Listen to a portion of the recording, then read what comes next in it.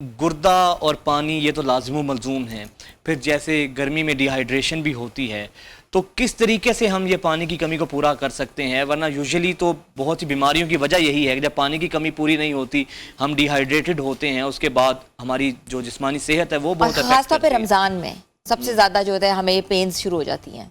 जी जी, शुक्रिया बहुत बहुत। सबसे पहले तो पैगाम रमज़ान का और न्यूज़ चैनल का शुक्रिया कि उन्होंने मदऊ किया इस अहम टॉपिक के ऊपर बात करने के लिए। अच्छा, इसमें दो चीज़ें हैं। पानी की कमी का जो अफेक्ट्स गुर्दे के ऊपर आ सकते हैं वो यूजुअली तब आते हैं जब किसी और वजह से बंदा या मरीज़ जो है पानी की कमी का ऑलरेडी शिकार हो, और रोज़ा उसके अंदर या पानी का कम इंटेक लेना उसको मज़ीद एग्रेवेट कर देता है। अब प्रॉब्लम ये आता है कि हमारा चूँकि जो मुल्क है, जो खिता है, वो ट्रॉपिक के सब ट्रॉपिक्स के अंदर आते हैं, हम टेम्परेट रीजन्स भी कहते हैं, जहाँ पे टेम्परेचर और उसके ज़रिए फिर जो पानी का लॉस है वो बहुत ज़्यादा हो जाता है। ठीक है, अब उसके अलावा फिर हमारा जो अफ्तार से लेके सहरी तक का टाइम है, लोग उसके अंदर भी अपने वाटर का इंटेक ज़रा लेवल उस तरह से नहीं रखते जिस तरह से रखने की ज़रूरत है। और फिर कुछ लोग होते हैं जो आउट साइड के ऊपर काम कर रहे होते हैं, बाहर धूप में काम कर रहे होते हैं इंडोर की बजाय, तो वो भी continuous source of loss of water होता है। तो इसमें हमारी तकीद ये होगी हमारी तरफ से कि जो अब अफ्तारी के बाद अपने साथ एक वाटर बोतल रखें, मस्जिद में नमाज़ पढ़ने जा रहे हैं अपने साथ पानी अपना भी रखें, और जहाँ पे आप सहरी तक जहाँ पे आप ट्रैवल कर रहे हैं घर में या बाहर, या अपने साथ पानी का मौजूदगी ज़रूर रखें और पानी को लेते रहें। डॉक्टर राना, आप ये मुझे बताएं कि जो गुर्दों के मरीज़ हैं वो रोज़ा रख सकते हैं? अच्छा, ये बड़ा अहम सवाल है। अब अगर हमें पहले डिफ़ाइन करना पड़ेगा कि आप मरीज़ों की किस कैटेगरी की बात करें। हमारी स्टेजेस मरीज़ों की डिफरेंट होंगी। अगर हम आम ज़ुबान में समझने के लिए, आम लोगों के लिए जो प्रोग्राम कर रहे हैं, अगर हम उसको 3 कैटेगरीज में डिवाइड कर लें कि मामूली नौयत के मरीज़, या दरमियानी नौयत के, या संगीन नौयत के, माइल्ड, मॉडरेट या सीवियर, तो माइल्ड कैटेगरी में तो हम बिल्कुल टोटली अलाउ कर देते हैं। सीवियर में हम अलाउ यूजुअली नहीं करते। और मॉडरेट के अंदर हम पेशेंट टू पेशेंट उनको इंडिविजुअलाइज असेस करके फिर फैसला करेंगे कि आया कि ये मरीज़ जो है रोज़ा रख सकता कि नहीं। लेकिन इसमें कुछ अवामिल और भी होंगे जो अपना रोल प्ले करेंगे। मसलन उनको गुर्दे के अलावा की और अमराज का सामना तो नहीं, शुगर, ब्लड प्रेशर या किसी और चीज़ का, दिल का या जिगर का, कोलेस्ट्रॉल का, likely that. And other thing is that we have to see, हमें ये भी देखना है कि रोज़े का दुरानिया कितना है और वो किन मेडिकेशंस के ऊपर है। यूजुअली तो 12 से 13 घंटे का जैसे आजकल है ड्यूरेशन, और वो किन मेडिकेशंस के ऊपर है। कुछ मेडिकेशन ऐसी होती हैं जो बाज़ औक़ात आपके शुगर के, कोलेस्ट्रॉल के, ब्लड प्रेशर के लेवल्स को अप डाउन करने में कर सकती हैं। कुछ ड्रग्स आपस में इंटरेक्ट भी करती हैं। अच्छा, अक्सर लोगों को पथरी होती है जो कि बहुत छोटी होती है, डॉक्टर्स कहते हैं खुद ही डाइल्यूट हो जाएगी, खुद ही पास आउट हो जाएगी, ना कोई सर्जरी होती है, उसको मेडिकेशन देते हैं, तो वो रोज़ा रख सकते हैं पथरी वाले लोग जिनकी छोटी पथरी है? अच्छा, इसमें ये है कि रमज़ान के दौरान पथरी बनने के चांसेस ज़रा बढ़ जाते हैं। वजह उसकी यही होती है कि डिहाइड्रेशन की वजह से, वाटर इनटेक की कम होने की वजह से, और ज़्यादा बैठने की वजह से, क्योंकि ज़्यादा लोग रेस्ट करने को प्रेफर करते हैं रज़ाई की, और फिर सारी गैजेट्स का यूजेस तो डेफिनेटली होता ही होता है। ठीक है, उसमें हमें फिर इंडिविजुअलाइज करना पड़ेगा। अगर पथरी एक है, एक ही गुर्दे के अंदर है, साइज छोटा है और ऐसी लोकेशन के अंदर है कि जहाँ से यूजुअली स्लफ ऑफ हो सकती है, तो हम यूजुअली कह देते हैं आप स्टार्टअप कर लें, रोजे से कर लें, we will have a keep a close eye on you, हम आपको साथ ऑब्जर्व करते रहेंगे। अच्छा, फिर एक और चीज़ बड़ी मौजूद बहस भी रहती है कि वाटर इनटेक की बात करें, जैसे रमज़ान है अभी जिस तरह हिना ने बात की, तो यूजुअली आइडियल क्या वाटर इनटेक होना चाहिए? कितने गिलास या कितने मिलीमीटर पानी जो है हम पी सकते हैं? शरबत पीना चाहिए? अच्छा, इसमें अब ये चीज़ है कि वाटर इनटेक का जो लेवल है ना, वो डिफाइन करेगा कि जो शख्स है वो मर्द है कि औरत है, बच्चा है कि बूढ़ा है, बॉडी उसकी फिजिक है, सबका ये BMI कैसा है उसका यूजली, और ये हमें गाइड करता है। अच्छा, ये हमें अगर हम इसको गाइड करना हो ना, तो हमें यूरिन का जो कलर है बड़ा अच्छा, पेशाब का जो रंग है वो बड़ा अच्छा गाइड कर देता है। अगर पेशाब का रंग गाढ़ा होना शुरू हो गया है, डार्क येलो कलर का आना शुरू हो गया, या जल के आना शुरू हो गया, इट मीन्स कि आप डिहाइड्रेटेड है, आपने अपना वाटर का इंटेक को बढ़ाना है, और आप पेशाब आप कर रहे हैं और उसका कलर बगैर किसी तकलीफ के हल्का सा सफ़ेद माइल का है, तो आप उसको समझें आपका वाटर का लेवल ठीक है। अगर आप वैल्यू अगर एग्जैक्टली मुझसे पूछते ना, I would like to say that कम से कम 2.5 से 4 लीटर तक, कम से कम 2-2.5 और मैक्सिमम 3 से 4 हालत में पीना चाहिए। आप बिल्कुल भी अफ्तारी के दौरान 2 इस जो अफ्तारी से लेकर सारी तक जरूर पीना चाहिए। ठीक है। अच्छा, अक्सर देखा है कि लोग जो अपना यूरिन रोक लेते हैं, अक्सर आपने देखा है, तो उनको भी दर्दें शुरू हो जाती हैं और फिर एंड उनको इन्फेक्शन हो जाता है या UTI हो जाता है। UTI बहुत कॉमन चीज़ है, तो इसके ऊपर क्या करना चाहिए? अच्छा, इसमें अब हमें देखना कि जो लोग यूरिन अपना रोक रहे हैं वो क्यों रोक रहे हैं। आमतौर पर वो लोग यूरिन रोकते हैं जो ड्राइवर हजरात होते हैं, या वो लोग जो कंप्यूटर के या ऊपर working खवातीन working भी hours आपको ऐसी पता हैं है, जो हाँ। ऐसे एंकर साहब जो होते हैं 2 घंटे लाइव बैठना होता है, तो सबके लिए ही, हर किसी की जॉब नेचर अपनी होती है दे ना। Have to sit for some certain period of time, उसमें आप उठ नहीं सकते, ठीक है, देयर इज द चांस। लेकिन ये है कि वो खाली यूरिन रोकने से इतनी जल्दी इन्फेक्शन नहीं होता, देयर इज समथिंग एल्स, कोई और चीज़ ऐसी होगी जो यूरिन इन्फेक्शन की तरफ कंट्रीब्यूट कर रही होगी। ये यूरिन रोकना सिर्फ उसको एग्रेवेट करके इन्फेक्शन कॉज कर सकता है, इट सेल्फ यूरिन होल्ड करके कहीं कि उसे इन्फेक्शन हो जाएगा, there is very less likely chance. औरतों में यूटीआई का बहुत बड़ा मसला होता है, खवातीन खासतौर पे अगर पब्लिक वॉशरूम्स में जाएं या कहीं भी जाएं, खवातीन सबसे ज़्यादा कैच करती हैं यूटीआई। तो यूरिनरी ट्रैक इन्फेक्शन को हम कैसे रूल आउट कर सकते हैं, क्या करना चाहिए, घर बैठे बैठे हमें क्या रेमेडी लेनी चाहिए? अच्छा, फीमेल्स का बेसिकली ये है कि उनमें chances UTI as compare to males वैसे ही ज़्यादा होता है, because of the structure of the जो यूरिनरी स्ट्रक्चर्स हैं उसके हवाले से। पब्लिक वॉशरूम्स के अंदर अनफॉर्चुनेटली ये चीज़ होती है कि सारी बात है, वहाँ पे जो हाइजीनिक कंडीशंस है उस तरह से हमारे जिस तरह हम घर में एक्सपेक्ट करते हैं उस तरह से नहीं होता। उसके अंदर होता हम ये कोशिश यही होती है कि आप अगर पब्लिक वॉशरूम्स में जाएँ तो उसको पहले से अपने जितना मैक्सिमम कर सकते हैं उसको स्टरलाइज या हाइजीन उसको कर लें। और फिर ये कि आपका वॉशिंग अच्छी होनी चाहिए, मतलब आप उसको वॉश अच्छा कर लें, मतलब 2 टाइम्स कर लें, 3 टाइम्स वॉश कर लें। और उसके बाद आपके हैंड हाइजीन्स वो भी बहुत इंपॉर्टेंट है इस हवाले से। और बाकी अगर फिर भी लगे कि जो शख्स या मर्द या औरत इस इन्फेक्शन का रेगुलरली इन्फेक्शन का शिकार और उसके लिए फिर हम प्रोफाइलैक्सिस देते हैं, जैसे हम कीमो प्रोफाइलैक्सिस कह देते हैं, लो डोज मेडिसिन के ऊपर उसको डाल देते हैं ताकि उसको बार बार फ्रीक्वेंट इवेंट्स ना हो। अच्छा, किडनी स्टोन्स की ज़्यादा वजह क्या होती है कि ये लैक ऑफ वाटर होता है, क्यों वाटर इंटेक होता है, या बनते हैं? आजकल बहुत ज़्यादा हम केसेस देखने में हमें आ रहे हैं, तो इसकी क्या वजह है, ये रेशियो इतनी बढ़ क्यों गई है सर? अच्छा, किडनी स्टोन्स बेसिकली ना इसके 2 तरह से, कुछ हैं जो उसके मरूसी मसाइल हैं, मतलब हमारी बाज़ फैमिलीज़ के अंदर ये डिजीज़ रन कर रही है, इनहेरिटेड है, जीन्स के अंदर इसके कुछ प्रॉब्लम इनहेरिट हो जाते हैं और वो फिर किडनी के जो यूरिन के अंदर इस तरह की वो अज्जा पैदा हो जाते हैं, नमकियात इस तरह से मुरक्कब बन जाते हैं कि वो पथरी का शक्ल अख्तियार कर लेते हैं।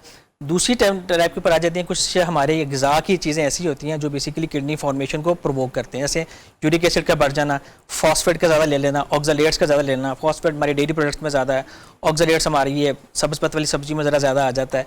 और फिर इसके अलावा होता है हमारी कुछ बीमारियां गुर्दे की ऐसी होती हैं जो बेसिकली स्टोन फॉर्मेशन काज कर सकती हैं, ठीक है, उसमें खास तौर पर खून के अंदर पेशाब में तजाबियत ज़्यादा हो जाए, ठीक है, वो बेसिकली या पेशाब के अंदर सिट्रेट का लेवल, सिट्रेट हमारा बेसिकली एक नेचुरल स्टोन किलर होता है, वो स्टोन नहीं बनने देता, अगर उसका लेवल कम हो जाए तो वो भी गुर्दे के अंदर पेशाब की पथरी के अंदर पेशाब में पथरियां बनने का बायस बन जाता है। डॉक्टर साहब, कौन से टेस्ट कराने चाहिए, किसी को गुर्दे की तकलीफ है, कैसे रूल आउट हो सकता है, बुनियादी 5 टेस्ट कौन से हैं? अच्छा, इसमें अगर मैं कहूँगा कि हम अगर 3 टेस्ट पहले करवा लें ना, हम बात करें स्क्रीनिंग की, हम आपकी या मेरी अपनी ज़ात की बात करें जिसको किसी किस्म का भी बज़ाहिर कोई मसला नज़र नहीं आ रहा, एक गुर्दे का ब्लड का टेस्ट जिसे हम RFTs कहते हैं, यूरिया क्रेटिनिन, एक पेशाब का टेस्ट जिसे हम रूटीन एग्जामिनेशन कहते हैं, और एक गुर्दे का अल्ट्रासाउंड। अगर हम ये 3 टेस्ट साल में एक दफ़ा करवा लें तो हम बहुत सारी बीमारियों को से बच सकते हैं या उनका वक्त से पहले उनको डायग्नोस करके हम फर्दर उसका एड्रेस कर सकते अच्छा, हैं। ये भी कहा जाता है कि कुछ पाकिस्तानी एरियाज़ ऐसे हैं जैसे मियाँ वाली है, कुछ ऐसे एरियाज़ में जहाँ पे कहते हैं कि कुछ आयरन ज़्यादा होता है पानी में, कुछ ऐसी चीज़ें होती हैं, वो भी आपकी किडनीज या गुर्दों को इफेक्ट करती हैं। जोग्राफिकली बेसिकली उसमें नमकियात का लेवल थोड़ा सा अच्छा, डिस्टर्ब कराची में भी लोगों को बहुत ज़्यादा तकलीफ है गुर्दे की, क्योंकि नाक से ही पार्टिकल्स, डस्ट पार्टिकल्स जो हैं वो ट्रैवल करते हैं। ओवरऑल हमारा बेसिकली एक क्वालिटी इंडेक्स ओवर वैसे ही डिस्टर्ब है, लेकिन अगर आप ज़मीन के सोर्स की बात करें तो वहाँ पे जो नमकियात जो वाटर के अंदर शामिल होती हैं वो हम वाटर वही हम ले रहे होते हैं, वो हर जगह तो आपको उस तरह से मिनरल या स्टरलाइज वाटर नहीं मिल पाता। वो बेसिकली नमकियात का जब बैलेंस डिस्टर्ब होता है बॉडी के अंदर, खून के अंदर और गुर्दे की जो पेशाब की नाली यूरिन के अंदर, तो वहाँ से फिर वो बेसिकली स्टोन फॉर्मेशन, किडनी को इंजरी प्रोवोक हो जाती है। तो डाइट फिर क्या होनी चाहिए ऐसी कि किडनी से रेलिवेंट या ये गुर्दों से मुतलिक जो बीमारियां हैं इनसे बचने के लिए कि पानी की ग़िज़ाइयत की जो है कमी वो भी पूरी रहे, न्यूट्रिशन भी पूरी रहे? बिल्कुल, ये एक बड़ा ही ब्रॉड सा है पैराडाइम है कि ग़िज़ा अगर आप मुझसे बात करेंगे तो मैं कहूँगा कि एक मुतवाज़न, सेहतमंद और जो हाइजीनिक फूड, किसी भी चीज़ की ज़्यादती ना करें, मतलब मॉडरेट क्वांटिटी में इस्तेमाल करें, चाहे वो कोई भी चीज़ आप एलिमेंट उसको इंजेस्ट कर रहे हैं। बाकी डिपेंड करेगा कि आपकी अंडरलाइन कंडीशन क्या है, मतलब हो सकता है एक चीज़ आपकी किसी बीमारी की वजह से, किसी शख्स की बीमारी की वजह से वो उसके लिए मुज़र से है तो मेरे लिए वो बिल्कुल ठीक हो। अच्छा, ये भी तो कहा जाता है ना कि पालक ना खाएं, बीज वाली सब्जियां ना खाएं, टमाटर ना खाएं, आयरन ज़्यादा होता है शायद इसलिए इनमें। बेसिकली आयरन ऑक्सलेट्स ज़्यादा होते हैं, वो बेसिकली स्टोन को फॉर्मेशन को ज़रा ज़्यादा फॉर्मेशन में ज़रा वो रोल प्ले करते हैं और वो ट्रिगर कर देते हैं एक्चुअली। गुर्दे की जिसको बीमारी होती है, अलामात कहाँ कहाँ आती हैं, कैसे पता लग सकता है कि इस बंदे को गुर्दे की बीमारी है? हाँ, ये बड़ा अच्छा सवाल किया है। इसमें मैं ये कहूँगा कि जो आमतौर पर जो कॉमन कंसेप्शन है वो यही है कि जिस्म के ऊपर सोजिश का हो जाना, चाहे वो टखनों के ऊपर है, चाहे चेहरे के ऊपर, आंखों के इर्द गिर्द। खासतौर पर जब इंसान सुबह सो के उठता है तो चेहरे के आंखों के इर्द गिर्द जो सोजिश होती है वो गुर्दे की बीमारी को ज़ाहिर करती है। फिर कुछ पेशाब की हम सिम्टम्स होते हैं, अलामात होती हैं, जैसे कि पेशाब का बार बार आना, पेशाब का कम आना, रात के वक्त पेशाब का ज़्यादा आना, पेशाब का बिल्कुल ही पानी की तरह का बेरंग जैसा पेशाब हो जाना, पेशाब में झाग आना, पेशाब में खून आना, पेशाब में पीप का आना। फिर इसके अलावा होता है कि पेशाब का जो है ना, आप पेशाब करने गए हैं और लेकिन आपको महसूस हो रहा है आपका सामने ने पूरी तरह पेशाब खाली नहीं किया, आपको मज़ीद ज़रा देर बैठना पड़ रहा है, तो ये बेसिकली कुछ यूरिन की सिम्टम्स आती हैं। इसके अलावा कुछ नॉन स्पेसिफिक सिम्टम्स होते हैं लेकिन वो भी गुर्दे के लिए हमें देख लेनी चाहिए, जैसे सांस का फूल जाना, जिस्म में थकावट हो जाना, जिस्म का बेजान हो जाना, और इसका जिस्म पे खारिश हो जाना, कोई निशान पड़ जाना, तो ये भी गुर्दों की बीमारी को रिफ्लेक्ट कर सकते हैं। और पेन्स कहाँ कहाँ होती हैं? पेन्स आमतौर पर हमारे गुर्दे में, दाएं गुर्दे हमारे जिस्म में दो हैं जो कि बैक साइड के ऊपर जो पेट की जो पिछली दीवार है रीढ़ की हड्डी के साथ वहाँ पे लगे होते हैं। तो वी कैन से डैट के अगर हम आपको मैं करके दिखा के बताऊँ तो बेसिकली वो लोग जो भी आएंगे वो कहेंगे मेरे इस साइड की, राइट या लेफ्ट, वो बेसिकली बैक को टच करेंगे बैक साइड से, मतलब वो हाथ पीछे लेके जा रहे होंगे, ठीक है ना। तो हम इसको अज्यूम कर सकते हैं कि हमें उसको गुर्दे के दर्द को जरूर देख लेना चाहिए। अच्छा, फिर मेडिसिन भी कहते हैं कि ज़्यादा किडनीज के लिए नुकसानदेह होती हैं, और कोई ऐसी डाइट बताएं, जिस तरह आपने कहा कि हेल्दी डाइट हो, वो तो आपने एक जेनेरिक उसमें कहा, कोई स्पेसिफिक कोई डाइट है गुर्दों के हवाले से, किडनीज के हवाले से, कोई वेजिटेबल जैसी हो, या मीट की रेशो क्या होनी चाहिए, चिकन खाना चाहिए, फ्रूट्स? जी, मैं इसमें आपके जो पहले वाला एलिमेंट उसको पहले मैं जरूर एड्रेस करना चाहूँगा। जो मेडिकेशंस है ना, वो कुछ ऐसी मेडिकेशन बड़ी नोटोरियस है ऐसे के गुर्दों के हवाले से, पेन किलर्स खास तौर very good, very right madam, कि जो पेन किलर्स है ना बेसिकली, कि वो हमारी जो हम ओवर द काउंटर हम मेडिकेशन वैसे ही यूज़ कर लेते हैं, जॉइंट्स पेन के लिए बॉडी एक्सेल लोग यूज़ कर लेते हैं, that is very notorious to hit the kidneys.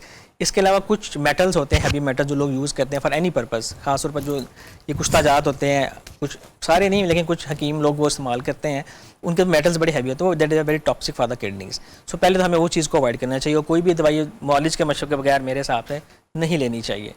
अच्छा, दूसरी चीज़ जो आपने ग़िज़ा की बात की, देखिए जिस इसमें अगेन भी बात है, अगर तो किसी बंदे को कोई प्रॉब्लम नहीं है, हम किसी नॉर्मल पर्सन कंसिडर कर लें, तो हम बेसिकली हम उसकी कैलोरीज काउंट करके उसको अकॉर्डिंगली उसके मीट, कार्बोहाइड्रेट्स का, प्रोटीन्स का कैलकुलेशंस करके उसको एडवाइस कर सकते हैं। रेड मीट थोड़ा नोटोरियस होता है, जैसे मटन और बीफ है, यूरिक एसिड के लिए, किडनीज के लिए, लेकिन जो वाइट मीट है लाइक मुर्गी या मछली, वो यूजली इतना अफेक्ट किडनीज को नहीं करता। इस तरह दालों हैं, दालों में प्रोटीन थोड़ी ज़्यादा होती है, तो हम जो गुर्दे के मरीजों की उसमें हम उसकी रिस्ट्रिक्शन कर देते हैं, लेकिन आम इंसान को हम उसको अलाउ भी करते हैं। तो बेसिकली हमें इंडिविजुअलाइज करना पड़ता है, हर बंदे का जो डाइट प्लान है वो उसकी बीमारी होने या ना होने पे, उसका वर्कलोड कितना वो वर्कआउट करता है, उसके ऊपर, नेचर ऑफ जॉब क्या है, एज क्या है, कैलोरीज की डिमांड के, उसके ऊपर हम डाइट प्लान्स को फॉलो। अच्छा, जो लोग शुगर के पेशेंट्स होते हैं उनकी सबसे ज़्यादा जो हिट होती है वो किडनीज़ को हिट करता है शुगर, तो मुझे ये बताइएगा कि ये बीमारियां जो हैं गुर्दों को किस तरीके से मुतासर करता है, और हमने हमेशा देखा है by the end of the day वो डायलिसिस पे पहुंचे होते हैं। हाँ जी, शुगर को आपने टच किया, दिस इज़ वेरी इंपॉर्टेंट। बदकिस्मती से अगर मैं बात करूँ तो हमारे मुल्क के अंदर का इंडस्ट्री से बात करूँ, हर 10 में से एक शख्स ना गुर्दे का मरीज़ है, और इसकी जो बढ़ती हुई वजह है वो अगर मैं 2 नाम लूँ तो शुगर, ब्लड प्रेशर है।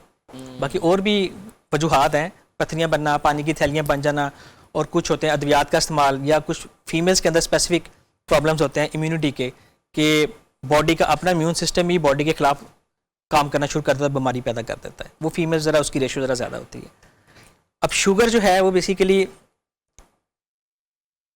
गुर्दे को इस तरह से मुतासर करती है कि गुर्दे के जो अंदर की जो झिल्ली है ना, उसकी बेसिकली वो सोजिश पैदा कर देती है। और ब्लड प्रेशर भी सेम इसी तरह ही गुर्दे की शरियानों को और फिर गुर्दे की जो टेक्सचर है उसको डिस्टर्ब करता है।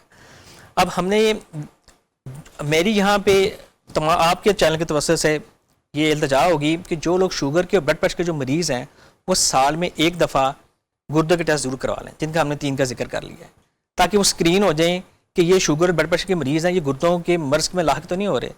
और जो वो लोग जिनको शुगर या ब्लड प्रेशर नहीं है वो कम से कम 6 महीने में एक दफ़ा शुगर बीपी अपना चेक करवा लें, क्योंकि हमारे यहाँ मसला ये होता है कि जब लोगों को गुर्दे ख़राब होते हैं, हमारे पास आते हैं, तब पता चलता है जी इनको तो शुगर भी थी और इनको ब्लड प्रेशर भी था, मतलब रिवर्स भी हो जाता है।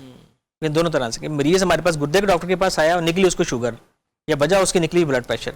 सो मैं ये कहूँगा कि जो लोग किसी इस शुगर बीपी के मर्ज में लाहक हैं वो गुर्दे के टेस्ट ज़रूर करवाएं साल में एक दफ़ा, और जिनको बज़ाहिर कोई शुगर या बीपी का मर्ज लाहक नहीं है वो अपनी स्क्रीनिंग के तौर पर बीपी और शुगर ज़रूर चेक करवा लें। अब अगर हम इसको पायलट स्टडी कर लें, हम लोग जितने लोग स्टूडियो में मौजूद हैं यहीं पे 10 से 15 लोगों की सर्वे कर लें, उनसे पूछें आपने लास्ट टाइम अपना ब्लड प्रेशर या शुगर कब चेक कराई थी, तो मेरा ख्याल मेजोरिटी जो कहेगी कि नहीं चेक करवाई। अच्छा, वाटर इनटेक की अगर हम बात करें, एक तो सिंपल प्लेन वाटर है ना, अब जैसे ये बेवरेजेस होते हैं, शरबत होते हैं, ये भी वाटर इनटेक के अंदर इसको हम कंसीडर कर सकते हैं? यूजुअली हर वो लिक्विड चीज़ जो हम लेते हैं माया की शक्ल में वो हम वाटर इनटेक में कंसीडर करते हैं, लेकिन अगर हम टेक्निकली देखेंगे तो हम देखेंगे उसमें उसका कंसंट्रेशन कितनी है।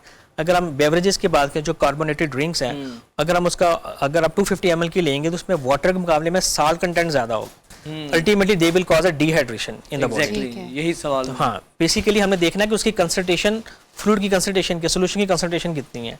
अगर इट इज कंसंट्रेटेड तो फिर तो डेफिनेटली डिहाइड्रेशन करेगा। अच्छा, ये भी बताइएगा कि लोगों की ट्रांसप्लांट होती हैं, किडनीज हो रही हैं, और कितना ये पाकिस्तान में कामयाब चीज़ है किडनी ट्रांसप्लांट?